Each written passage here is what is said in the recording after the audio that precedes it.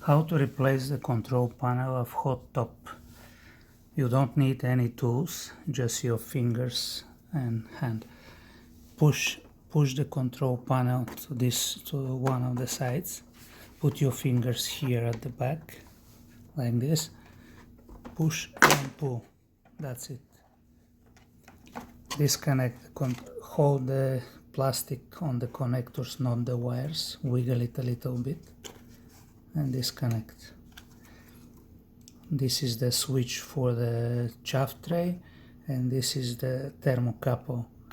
Be careful with this cable, it's solid wires, don't bend it too much.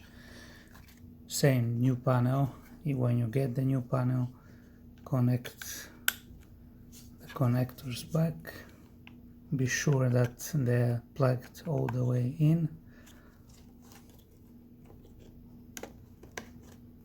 like this.